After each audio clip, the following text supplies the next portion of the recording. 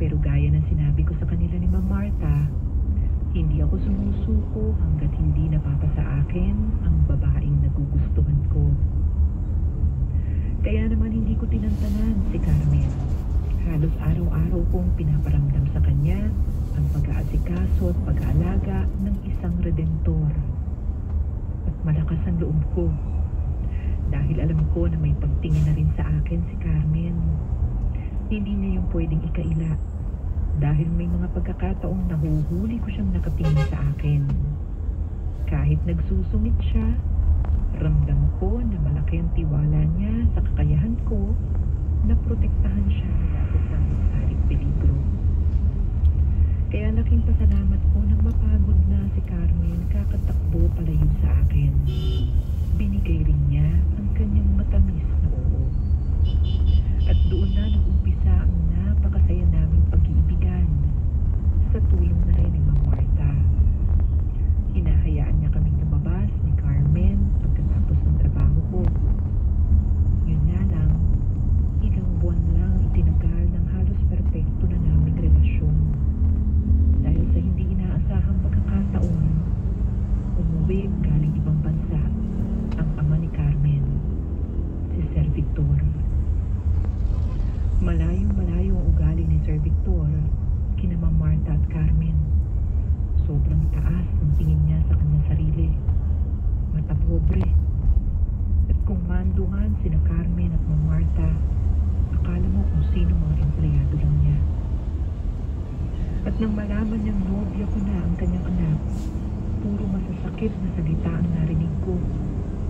Muntik pa nga niya akong batuhin ng mga haling days. Agad niya kaming inutusan ni Carmen na maghiwalay na. Aaminin ko na takot ako kay Sir Victor. Hindi para sa akin, kundi para kay Carmen. Baka kasi may magawa siyang hindi maganda sa babaeng mahal ko. Pero sa kabila ng takot at pag-aalinlangan, minabuti namin ni Carmen na maglihim na lang sa kanyang ama. Kunwari, hiwalay na kami. Pero ang totoo, patagulang namin itinuloy ang aming relasyon.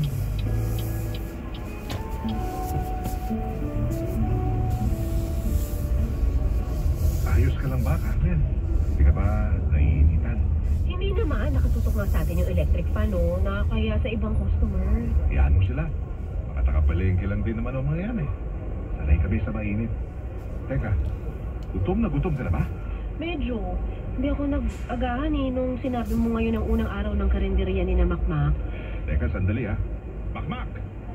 Matagal pa ba yung order namin? Aba, kabubukas pa lang ng karinderya ni Chang Ising eh. Baka malugi na agad ha, dahil sa kabagalan mo. Oo na. Ayan. Special bistek saka 3 pritong itlog. Special din. Bakit special yung bistek saka pritong itlog? Ano pinagkaiba? Yung special bistek, bukod sa lutong sibuyas, may hilaw din. Tapos yung itlog, kaya special kasi niluto sa mantikilya. Ay, talaga ba? Pero sa amin lang special yung ganun. Wala lang sa inyo yun. Hindi naman. O yung kanin. Ay, oo nga pala. Eto, fried rice. Wow, ang bango. O, tara. Kain na tayo. Makmak, sumabay ka na dito. Sige. Ay, may bagong customer. Gandang araw po. Doon po tayo. Dito po tayo sa pwesto. Carmen! Pa? Sir Victor! Sinasabi ko na nga ba? At niloloko nyo lang akong dalawa! Sir Victor! Carmen, sabi mo sa akin wala na kayong ugnayan ng lalaking yan. Nangako ka sa akin, anak. Nangako ka na hindi ka na makikipagkita sa kanya. Pero ano ito? Andito ka sa madumi at mabahong lugar na to. Pa, huwag din naman kung insultuhin yung pumumuhay ng mga tao dito. Sinong nagturo sa'yo pumunta sa mga ganitong lugar, Aber? Ang Jamarta mo? O ang hampas lupang driver na yan? Pa naman, uwi na nga ako kayo. Huwag kayong gumawa ng gulo dahil hindi kayo taga dito. Eh, ikaw, tingin mo ba nabibilang ka dito? Bakit? Dahil dyan sa nobyo mong oportunista? Walang galang na ho, Sir Victor. Hindi ko ho gustong magsinungaling sa inyo. Wala ho akong intensyong masama. Pero mahal ko po si Carmen. At mahal din po niya ako. Masaya po kami. Ayaw niyo bang maging masaya ang anak ninyo? Hindi mo alam kung sinasabi mo, bata? Mahal mo lang ang pwede mong makuhang yaman sa anak ko? At paano mo mapapasaya ang anak ko? Sa pagdala sa kanya sa mga pipitsuging kainan gaya nito? Hindi ko ito pipitsugin ha, malinis tong karinderya namin. Makmak, Sumbong ko yan kay nanay, teka. Pasensya na ho, sir. halika na, Carmen. Umuwi na tayo. Ayoko magtagal pa sa lugar na to. Ayoko, hindi ako sasama sa inyo. Uwi kayo kung gusto nyo. Pero dito lang ako. Kasi titulad nyo, hindi ko galing manghusga ng tao. Lahat na nandito, pantay-pantay lang. Nagkataon lang na mas malaki lang bahay nyo. Pantay-pantay. Kailan nangyari yun? Eh, mas mataas ang pinag-aralan natin kesa sa kahit sinong narito. Tama na ba? Umusobra na kayo. Haalin nyo ba ang mataas ang pinag-aralan kung napakamata pobre nyo?